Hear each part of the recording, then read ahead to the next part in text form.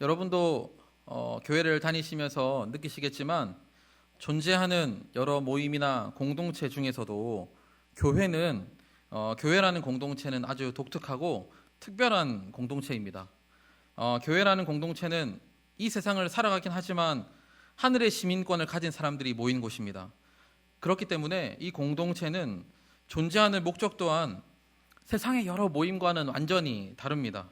이 공동체는 기업이나 회사처럼 영리나 이윤 추구를 목적으로 하지 않습니다.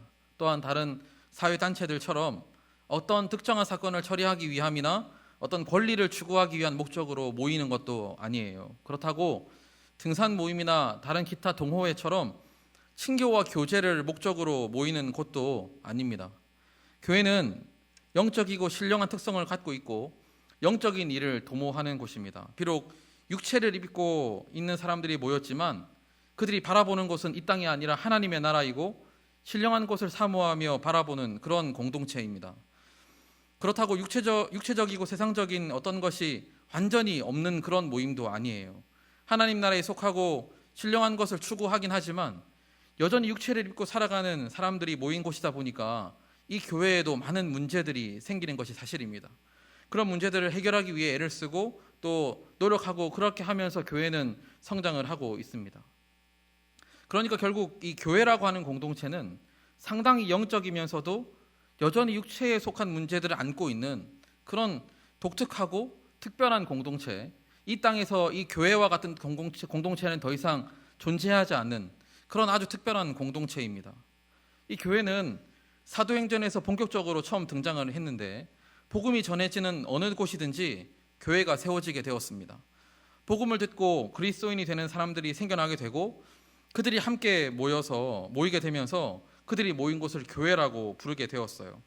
그리고 그렇게 세워진 교회들 중에서도 오늘 우리가 읽은 본문 고린도 지역에 세워진 교회와 관련된 말씀을 오늘 한번 살펴보려고 합니다. 고린도 교회는 비록 그리스도를 믿고 그래서 하늘의 시민권을 이미 갖게 된 사람들이 모인 곳이지만 그곳에도 여전히 여러 문제들이 있었고 바울 사도는 그런 문제들을 바로잡고 교정하기 위한 목적으로 오늘 이 고린도 교회에 보내는 편지를 보내게 되었습니다. 고린도 교회는 바울의 2차 선교 여행 중에 바울이 1년 반 동안 머물면서 복음을 전하고 개척하게 된 교회였어요. 바울은 브리스길라 아굴라 부부와 함께 천막을 만드는 일을 하면서 그곳에서 복음을 전했고 그 결과 그리스도인들이 모이게 되었고 고린도 지역에는 교회가 세워지게 되었습니다. 교회는 그리스도인이 된 사람들, 그러니까 영적으로 전혀 다른 정체성과 신분을 갖게 된 사람들이 모인 곳임에도 불구하고 여전히 육체를 입고 살아가는 만큼 그들이 살아가고 있던 그 지역과 문화의 특성을 그대로 반영하게 되는데요. 고린도 교회도 마찬가지였습니다. 당시 고린도는 아주 큰 국제도시로 부유한 사람들이 많은 그런 곳이었어요. 그러니까 자연스럽게 물질을 추구하고 세속적인 분위기가 더불어서 우상을 숭배하는 그런 음란한 문화가 가득한 그런 지역이었습니다. 사실 지금 고린도 교회의 성도들도 얼마 전까지는 그런 문화 속에서 살아가던 그냥 평범한 사람들이었어요. 또한 고린도 지역은 지금 현재 그리스가 있는 그 지역에 속해 있었기 때문에 이 헬라의 사상과 문화를 갖고 있었습니다. 특히 그들이 갖고 있었던 중요한 사상 중에 헬라의 이원론 사상이 그들의 생각과 가치관을 지배하고 있었는데요. 이 헬라의 이원론은 성과 속, 영과 육을 철저하게 분리하는 사상으로서 영적인 것은 항상 거룩하고 선한 것이며 육체적인 것은 항상 악하고 더러운 것이라고 하는 그런 사상을 기본적으로 갖고 있는 사람들이었어요. 고린도 교회도 이미 이런 생각과 사상을 갖고 있는 사람들이 모였기 때문에 결과적으로는 교회 안에 많은 신학적인 문제들이 생겨나게 되었습니다. 그들이 갖고 있는 그 헬라적 이원론 사상은 이미와 아직이라고 하는 그 하나님 나라의 개념을 제대로 이해하지 못하게 만들었어요. 그들은 세례를 받는 순간 스스로 완전히 신령하고 영적인 존재가 된다고 믿었습니다.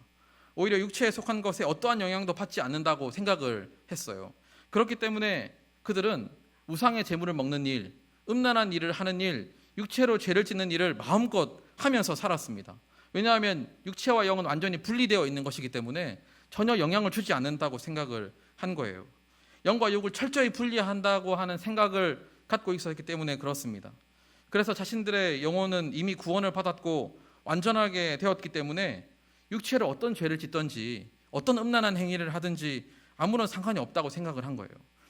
오늘 1절 말씀 13장 1절에는 천사의 말을 할지라도 라고 바울이 말을 하고 있는데, 이 표현은 그들 스스로가 자기들이 마치 천사와 같은 그런 신령한 존재가 되었다고 생각을 하며 살았다는 것을 보여주는 그런 표현입니다. 한 무리는 이런 성향을 가진 사람들이 있었고, 반대로는 오히려 육체가 더럽고 악하기 때문에 육체적인 것은 모든 것을 하지 않는, 육체적인 것은 완전히 금하고 살아가는 극단적인 금욕주의자들도 교회 안에 생기게 되었어요. 헬라적 이원노 사상은 어떤 식으로든 잘못된 형태의 신앙을 갖게 만들었고, 몸의 부활이라고 하는 우리가 믿고 고백하는 중요한 그 신학적인 개념도 완전히 거부하게 만들었습니다. 몸은 더럽고 악한 것이기 때문에 몸이 부활한다는 것은 그 사람들한테 의미가 없는 이야기였어요. 당연히 이런 분위기를 갖고 있는 교회다 보니까 이 고린도 교회는 분열되고 따라서 건강하게 세워지고 바르게 세워질 수가 없었습니다. 서로 다른 생각과 서로 다른 신앙을 가지고 살아가는 사람들이 있었기 때문에 그렇습니다. 바울 사도는 고린도 교회 내에 여러 문제들을 바로잡고 교정하기 위해서 고린도 교회에 편지를 보내게 되었어요. 우리가 성경을 통해 보고 있는 이 고린도 전서는 고린도 교회에 보낸 두 번째 편지입니다. 그러니까 결과적으로 바울은 고린도 지역에 총 3번의 편지를 보낸 것인데요. 고린도 전서에는 오늘 우리가 살펴볼 12장부터 14장까지 나오는 은사의 무분별한 사용뿐만 아니라 우상의 제물을 먹는 문제, 음란의 문제, 성찬식과 관련된 문제와 같은 것들이 교회를 어지럽히고 혼란스럽게 만드는 이슈들에 대해서 다루고 있습니다. 바울 사도는 이런 이슈들에 대해서 신학적으로 답을 내리고 교정을 해주기 위한 목적으로 이 편지를 고린도 교회에 보내게 되었어요. 특히 그 중에서도 고린도 전서의 후반부에는 예배와 관련된 문제들에 대해서 다루고 있는데요. 총 3가지입니다. 11장 2절부터 16절까지는 예배 때 여자들의 복장에 관해서 다루고 있고, 11장 17절에서 34절까지는 성찬식의 올바른 거행에 대해서 다루고 있어요. 그리고 예배 파트의 3번째로 12장부터 14장까지 성령의 은사들에 대해서 다루고 있습니다. 특히 예배 때, 공적인 예배 때의 성령의 은사들을 어떻게 사용해야 하는가에 대해서 다루고 있는 본문이 12장부터 14장까지의 본문입니다. 12장부터 14장은 방언과 관련된 이슈를 중심으로 하나님께서 은사를 주신 목적과 은사의 바른 사용에 대한 답을 내주고 있는 부분입니다. 오늘 우리가 읽어야 할 부분이 12장부터 14장까지잖아요. 이 부분은 한 단락인데요. 주로 방언과 관련된 내용들이 쭉 나오고 있습니다. 하지만 본문에서 다루고 있는 핵심은 방언이란 무엇인가, 어떻게 하면 방언을 받을 수 있는가와 같은 그런 내용들을 다루고 있는 것이 아니에요. 본문 전체의 핵심은 방언을 비롯한 은사를 주신 하나님의 목적이 무엇인가, 그리고 어디에 근거해서 그런 은사들을 사용해야 하는지에 대한 답을 주고 있는 부분이 바로 12장부터 14장까지의 내용입니다. 바울이 방언과 은사의 사용에 대해서 교정하고자 한다는 말은 지금 고린도 교회의 성도들이 은사를 잘못 사용하고 있다는 것을 전제로 하는 거예요. 그렇다면 이들이 갖고 있었던 은사, 그 중에서도 방언 사용의 문제점은 무엇이었을까요? 그들의 문제점은 방언을 사용함에 있어 교회와 공동체의 덕을 세우고자 하지 않고 오로지 자기 자신의 덕을 세우기 위해서 그 은사를 사용했다는 점입니다. 그들은 그 은사를 사용함에 있어 마치 자기가 더 신령하고 영적인 어떤 능력을 갖고 있는 것으로 여기고 경쟁적으로 자기가 갖고 있는 은사를 자랑하는 데서 이런 문제들이 시작이 되었어요. 14장에는 바울 사도는 방언을 할 때는 반드시 예언하는 자들과 함께 방언의 내용을 통역하고 공동체의 지체들이 그 방언의 내용을 반드시 이해하도록 해야 한다고 그렇게 강조합니다. 이것이 교회의 덕을 세우는 방편이라고 말씀을 하는 거예요. 14장 4절에는 이런 말씀이 있습니다. 방언을 말하는 자는 자기의 덕을 세우고 예언하는 자는 교회의 덕을 세우나니 라고 합니다. 그러니까 지금까지 고린도 교회는 방언을 그냥 입으로만 내뱉었던 거예요. 자기 혼자서만 계속 방언을 말하기만 하고 주변에 있는 지체들에게 그 방언의 내용을 해석하고 알릴 사람이 없음에도 불구하고 자기의 영적이고 신령한 은사를 자랑하기에만 급급했다는 사실입니다.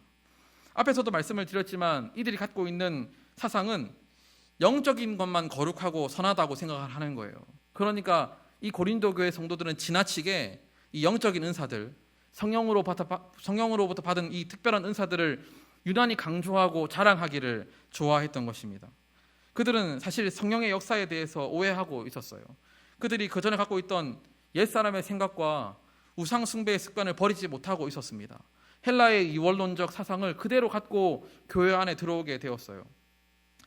고린도전서 12장 3절에는 성령의 가장 중요한 역할은 예수를 주님이라고 고백하도록 하는 것인데 그들은 오히려 그들에게 선물로 주어진 그 은사에 집중하고 그것들을 자랑하기에만 급급했던 것입니다.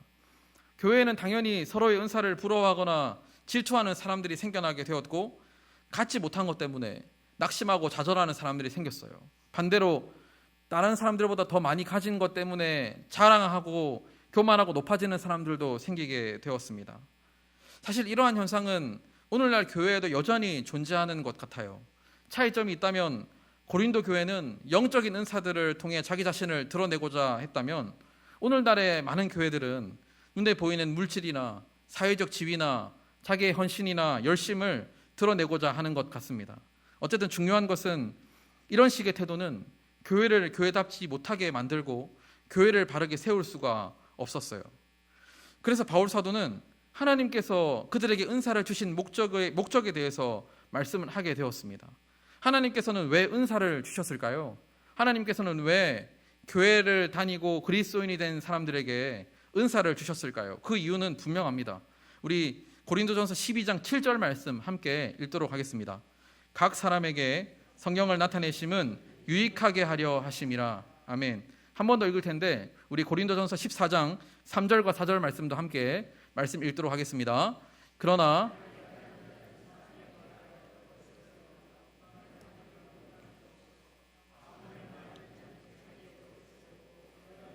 교회의 덕을 세우나니. 아멘. 결국 이것은 무엇을 말씀하는 것일까요? 하나님께서 각 사람에게 성령으로 은사를 주신 것은 자기의 덕을 세우기 위함이 아니라 교회의 덕을 세우기 위해서, 이 공동체의 덕을 세우기 위해서 그 은사를 주셨다고 말씀을 하고 있습니다. 본문에서는 이 12장부터 14장까지 본문에서는 은사와 관련된 표현이 두 가지가 나오는데요. 신령한 것이라고 번역되는 헬라어로 푸뉴마티코스라는 단어와 은사라고 번역되는 카리스마라는 단어입니다. 이 두 단어는 서로 같은 것을 의미하지만 강조점이 조금 다르거든요. 전자인 푸뉴마티코스는 은사를 주신 성령에 대해서 강조를 하는 표현이고, 후자인 카리스마는 그 드러나는 현상에 강조점을 두고 있는 표현입니다. 똑같이 신령한 것, 은사를 의미하지만 전자는 그 은사를 주신 성령님에 대해서, 두 번째는 후자는 드러나는 현상에 대해서 강조하는 표현이라는 거예요. 이 두 단어가 가리키는 공통점은 우리에게 거저 주어졌다는 것입니다. 그 은사는, 신령한 것은 우리의 어떠한 노력이나 우리의 어떠한 능력 때문이 아니라 그냥 우리에게 주어졌다는 것을 강조하는 거예요. 자격증처럼 우리의 노력과 실력을 얻게 되었다는 말이 아니라 그야말로 우리에게 그냥 은혜로 주어졌다는 말입니다. 그렇기 때문에 누구도 그가 받은 은사를 자랑할 수 없어요. 왜냐하면 그건 그냥 주어졌기 때문에 그렇습니다. 이 은사라는 단어인 카리스마의 어근은 카리스입니다. 많이 들어보셨을 텐데 이 카리스라는 단어는 은혜라는 단어예요. 이 카리스마, 은사라는 단어는 은혜라고 하는 단어에서 나온 단어입니다. 은사는 온전히 위로부터 주어진 것이라는 것을 말씀하고 있는 거죠. 그리고 하나님께서는 모든 그리스도인들에게 각자에 맞게 은사를 주셨어요. 은사는 모든 그리스도인들에게 주어진 은혜의 개별화되고 구체화된 형태라고 신학자들은 그렇게 말을 하고 있습니다.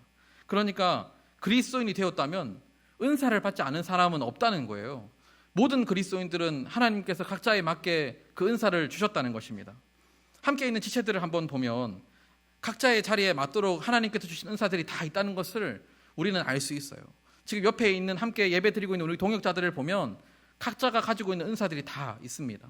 하나님께서는 그 은혜로 각자에게 맞는 은사를 주셨다는 거죠. 그리고 그렇게 받은 은사들을 갖고 교회를 건강하고 아름답게 세워가야 하는 겁니다.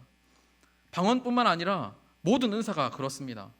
본문에서 다루는 주요 이슈는 방언이지만 더 나아가서 그리스도인들에게 주신 모든 은사는 바로 이러한 목적으로, 교회의 덕을 세우기 위한 목적으로 사용되어야 한다는 거예요. 특히 당시 고린도 교회의 방언이 문제가 되었던 것은 알아들을 수 없는 언어로 기도를 하다 보니 다른 지체들이 그 내용을 이해할 수가 없었고, 따라서 듣고 있는 다른 사람들에게는 누군가가 하는 그 방언의 기도가 전혀 유익이 되지 못했습니다. 특히 방언 사용에 대해서 이야기하는 부분은 공적인 예배의 자리에서 말을 하는 거예요. 다 같이 예배드리는 자리에서 혼자만 방언으로 기도를 하니까 다른 사람들은 그 내용을 알아듣지 못하고 전혀 유익하지 못했던 것입니다. 방언은 기도이기 때문에 하나님께 올려드리는 것이며, 방언 기도는 성령께서 우리에게 기도할 바를 알려주시는 거예요. 따라서 모두가 다 기도의 내용을 이해하고 알아들어야 했습니다. 그래서 만약 예언의 은사를 가진 사람이 없으면 굳이 방언으로 기도할 필요가 없이 그냥 말로 기도해도 좋았어요. 굳이 많은 사람들이 모인 곳에서도 방언으로 기도할 필요가 없었던 것입니다. 그럼에도 불구하고 그 자리에서 방언으로 기도했다는 것은 결국 자기의 은사를 자랑하기 위함이었다는 것을 바울은 지적을 하고 있는 거죠. 하나님께서 은사를 주신 목적은 분명합니다. 그것은 바로 교회를 세우기 위함이에요. 우리가 아까 읽었지만 교회의 덕을 세우기 위함이라고 말씀을 하고 있습니다. 이 표현은 영어로는 빌드업이에요. 그리고 헬라어로는 오이코도메라는 단어인데, 이것은 건물을 세워가는 것을 표현하는 단어입니다.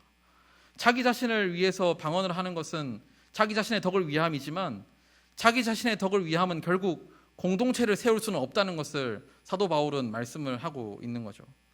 고린도전서에서는 교회와 공동체의 유익을 위해 덕을 세운다는 의미로 이 표현들을 계속해서 사용을 하고 있습니다. 그것이 바로 하나님께서 우리에게 은사를 주신 목적이에요. 그렇다면 어떻게 하는 것이 교회의 덕을 세우는 것일까요? 그 핵심 원리가 바로 13장에서 말씀하고 있습니다. 13장은 사실 성경에서도 굉장히 유명하고 사람들이 많이 알고 있는 본문 중에 하나인데요. 무엇을 말씀하고 있는 본문입니까? 13장은 바로 그 유명한 사랑을 말씀하고 있는 본문입니다. 기독교가 가진 가장 중요하고 차별되는 특징이 바로 사랑 아니겠습니까? 하나님 우리를 택하신 것도, 그리스도께서 성육신하시고 십자가에 달리신 것도, 성령께서 우리에게 찾아오신 것도 사랑이 아니고서는 도저히 그 이유를 설명할 수가 없잖아요. 그만큼 기독교의 핵심은 바로 사랑입니다. 바울 사도는 사랑이라는 개념을 제시하면서 그들이 기존에 갖고 있었던 인간적인 생각들, 헬라적인 그런 사상들을 다 거부하고 있어요. 은사의 사용은 철저하게 사랑에 의해서 해야 합니다. 교회를 세운다는 것이 무엇일까요? 사랑으로 행하는 거예요. 교회를 세우는 것은 결국 모든 일을, 자기가 가진 은사를 사랑으로 행하는 것입니다. 그렇다면 본문에서는 사랑을 뭐라고 말씀을 하고 있을까요? 1절과 3절에는 사랑이 없이는 무엇을 하더라도 유익하지 않다는 것을 말씀하신 후에 사랑은 어떻게 하는 것인지를 4절과 7절에서 말씀을 하고 있습니다. 우리 4절과 7절 말씀 함께 한 번 더 읽도록 하겠습니다. 사랑은 오래 참고, 사랑은 온유하며, 시기하지 아니하며, 사랑은 자랑하지 아니하며,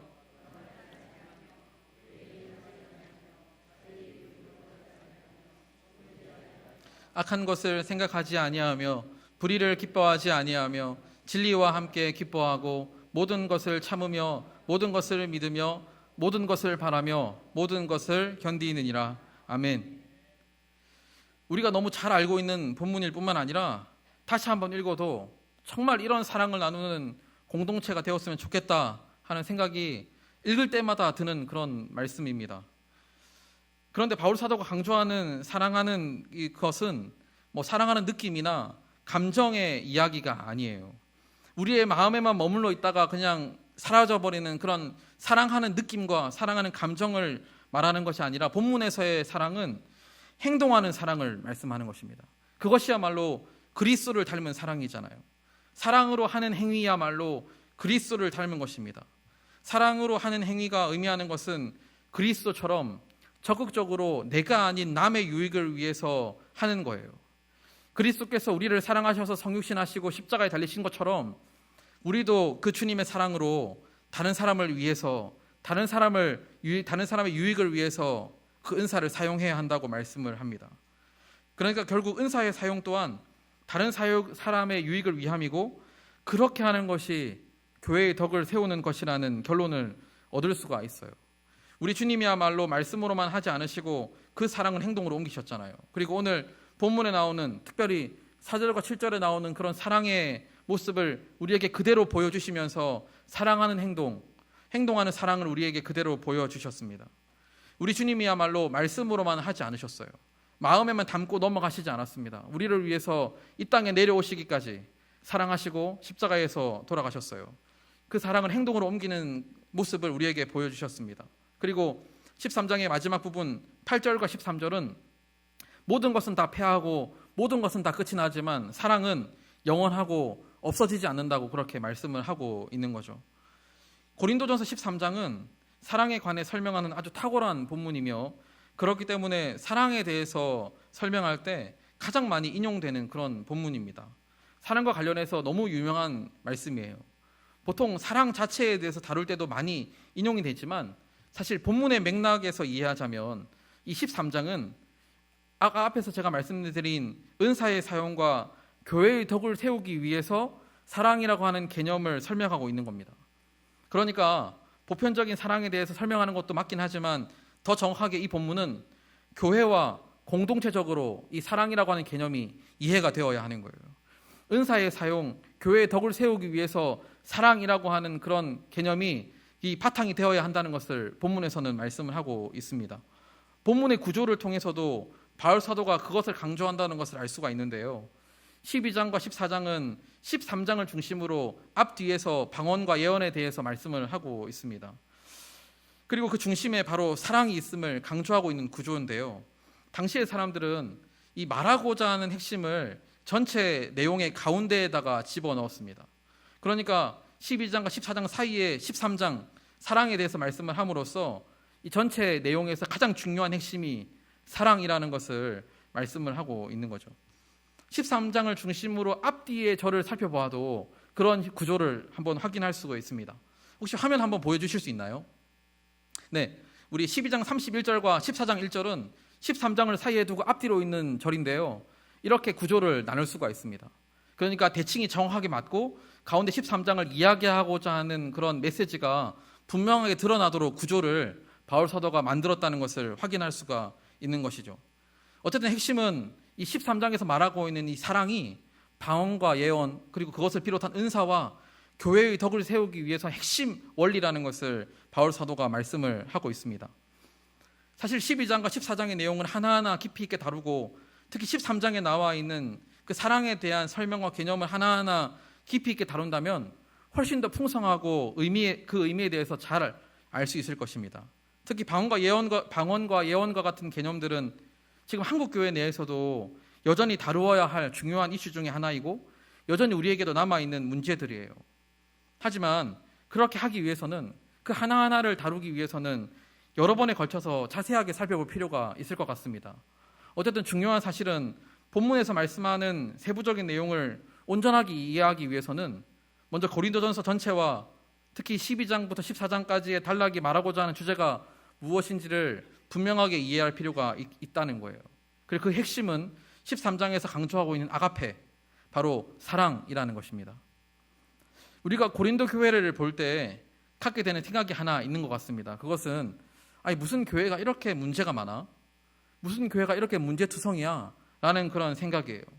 고린도 교회 하면 항상 문제가 많고 분열이 되어 있는 교회로 설명을 많이 듣기 때문에 그런 것 같습니다. 분명 그리스도인들이 모인 것이고, 그렇다면 세상과는 확연히 달라야 되지 않겠는가 하는 것이죠. 그래서 더 거룩하고 특별한 무엇인가가 있어야 하는 것 아니겠습니까? 그래도 교회인데 세상과는 구별되어 있는 무엇인가가 있어야 하잖아요. 그런데 고린도 교회의 모습은 그렇지 않아 보입니다. 오히려 도덕적이고 윤리적인 문제들도 많았고 예배와 관련해서 여러 가지 문제들로 분열이 되어 있었어요. 서로를 높이고 자랑하기 위해서 은사를 남용하는 그런 공동체였습니다. 사랑은커녕 나는 높이고 남은 깎아내리는 그런 공동체였어요. 세상에서 유지하는 신분이 그대로 교회 안으로 들어와서 여러 가지 문제들을 불러일으켰습니다.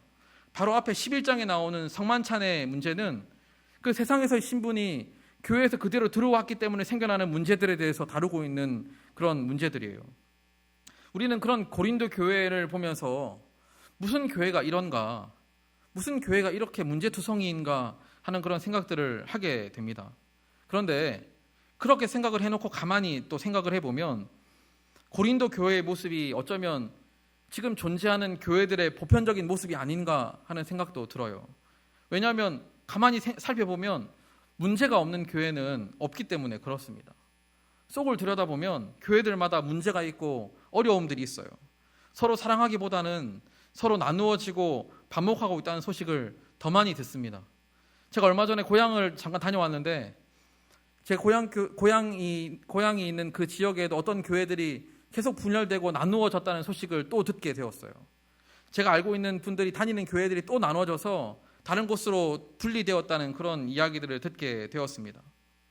또한 교회 내에서 윤리적으로 도덕적으로 도저히 납득이 되지 않는 일들이 일어날 뿐만 아니라 심지어 세상 사람들조차도 이해할 수 없는 그런 비상식적인 일들이 교회에서 일어나고 있어요. 지금 이 시대에 한국 교회에서 그런 일들이 일어나고 있습니다. 바로 이런 모습들이야말로 고린도 교회의 모습이 아닐까요? 그런 의미에서 이 고린도 교회야말로 이 땅에 존재하는 교회의 일반적인 모습이라는 생각이 오히려 들었습니다. 제가 청소년 아이들을 만날 때 특히 교회를 잘 나오려고 하지 않고 장기 결석을 하는 아이들을 만날 때 듣는 말 중에 가장 가슴 아픈 말은 교회인데도 별로 다르지 않다는 거예요. 어떻게 교회가 그럴 수 있느냐고 얘기를 하는 겁니다. 그게 누구의 잘못인가를 따지기 전에 중요한 것은 그 아이들조차도 교회는 세상과 달라야 한다는 것을 알고 있어요. 그리고 그것을 기대하고 있습니다. 비록 학교에서는 따돌림을 당하고 학교에서는 성적 때문에 이 낮아짐을 당해도 교회는 그렇지 말아야 되잖아요. 학원과 가정에서는 가지지 못한 것 때문에 능력이 없는 것 때문에 조금 차별을 받아도 교회는 그것과 상관없이 사랑하고 따뜻함이 있어야 하고 위로가 있어야 한다는 것 정도는 우리 청소년부 아이들도 다 알고 있는 내용입니다. 이 땅에 존재하는 교회는 여러 문제들과 어려움들을 안고 있습니다. 물론 이것은 결코 정당화시킬 수 없는 문제예요. 우리의 연약함 때문에 어쩔 수 없는 일이라고 그냥 손을 놓아버려도 되는 문제는 아닙니다. 그렇게 세상의 문화와 사상이 휩쓸려 가도록 이 교회를 그냥 내버려 둘 수가 없어요. 왜냐하면 이곳은 주님이 사랑하시는 교회이기 때문에 그렇습니다. 그렇기 때문에 바울 사도는 이러한 문제들을 그냥 내버려 두고 용인해야 할 것이 아니라 사랑으로 세워가야 함을 강조하고 있는 거예요. 앞에서도 말씀을 드렸지만 교회는 아주 특별한 공동체입니다. 이 땅에서 하나님의 나라를 누리고 천국의 기쁨을 누릴 수 있는 유일한 곳이 바로 이 교회잖아요. 그리고 오직 교회에서만 그리스도로부터 오는 참된 위로와 평안을 누릴 수가 있는 곳입니다. 이 땅에 존재하는 여러 모임과 공동체 중에 예수 그리스도께서 내 것이라고 했을 때 유일하게 교회만 아멘이라고 답할 수 있는 그런 공동체입니다. 우리는 여전히 부족하잖아요. 나보다 남을 낮게 여기는데 더 익숙하고 그거 너무 쉽게 할 수 있어요. 남을 낮추는 일은 사실 너무 쉽게 할 수 있는 일입니다.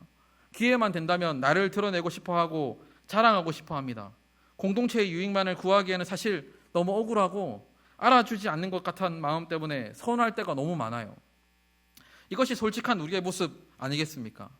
주님의 요구와 우리의 모습은 너무 큰 격차가 있어 보입니다. 그럼 어떻게 해야 될까요? 주님은 우리에게 이것을 요구하시지만 우리는 너무 부족해요. 우리는 어떻게 해야 될까요? 여러분, 그래서 우리에게는 은혜가 필요합니다. 교회의 덕을 세우기 위해서 위로부터 부어지는 은사가 필요합니다. 우리 12장 31절 말씀 함께 읽도록 하겠습니다. 12장 31절 말씀 함께 읽겠습니다. 너희는 더욱 큰 은사를 사모하라. 내가 또한 가장 좋은 길을 너희에게 보이리라. 아멘. 라고 말씀을 하면서 그 다음에 이어서 바로 사랑을 말씀하시거든요. 그러니까 더욱 더 큰 은사는 바로 사랑입니다. 교회의 덕을 세우기 위해서 우리에게는 사랑이라고 하는 그 은사가 가장 먼저 필요한 거죠. 그러니까 우리도 더욱 큰 은사, 즉 사랑을 구해야 합니다. 주님을 닮은 그 사랑을 구해야 하는 거예요. 주님이 우리를 사랑하시는 사랑으로 우리도 공동체와 지체를 사랑할 수 있도록 구해야 합니다. 이를 통해서 교회를 온전히 세워갈 수 있어요. 그런 의미에서 교회는 그리스도의 사랑으로부터 시작해서 그리스도의 사랑으로 마치는 사랑의 공동체입니다. 교회는 사랑이 없이는 교회가 교회될 수가 없는 거예요. 비록 우리의 눈에 보이는 교회의 모습은 부족해 보이고 연약해 보이고 많은 문제들이 있는 것처럼 보여도 이 땅의 교회는 정말로 유일한 소망이고 유일한 대안입니다. 우리 아이들이 교회를 떠나지 말아야 하는 이유는 여기에 있는 이 빈자리를 채워서 이 교회를 오래도록 유지하기 위함이 아니에요. 교회야말로 이 세상에서도 천국을 누리고 진정한 위로와 평안을 누릴 수 있는 유일한 공동체이고 영혼을 바라볼 수 있는 유일한 곳이기 때문에 그래서 결코 교회를 떠나면 안 되는 거잖아요. 그래서 우리 다음 세대도 끝까지 교회에서 주님을 만나고 주님 앞에 나아가야 하는 것 아니겠습니까? 그렇기 때문에 우리는 이 교회를 바르게 세워가야 할 책임이 있습니다. 교회의 덕을 세우는 거예요. 그리고 그렇게 교회를 세워갈 수 있도록 하는 가장 중요한 본질, 가장 중요한 핵심 원리는 바로 사랑이라고 오늘 말씀에서 우리에게 말씀을 하고 있습니다. 오늘 본문은 그리스도를 닮은 사랑을 우리도 사모하고 구해야 한다고, 우리가 가져야 될 가장 큰 은사는 바로 그것이라고 말씀을 하는 거죠. 여러분, 우리가 왜 이 교회를 바르게 세워가야 할까요? 사실 엄밀히 따지면 이 교회는 내 것은 아니잖아요. 교회가 내 것은 아니지 않습니까? 그렇다고 교회가 남의 것도 아니에요. 교회는 누구의 것일까요? 교회는 우리가 사랑하는 주님의 것이기 때문에 우리가 이 교회를 바르게 세워가야 합니다. 우리 주님의 것이기 때문에 우리가 이 교회를 사랑함으로 바르게 세워가야 하는 거예요. 오늘 이 시간 우리가 함께 기도할 때 사랑을 구함으로 주님이 머리 되신 우리 신일교회가 더욱 건강하고 바르게 세워져 가기를 소망합니다. 함께 기도하겠습니다.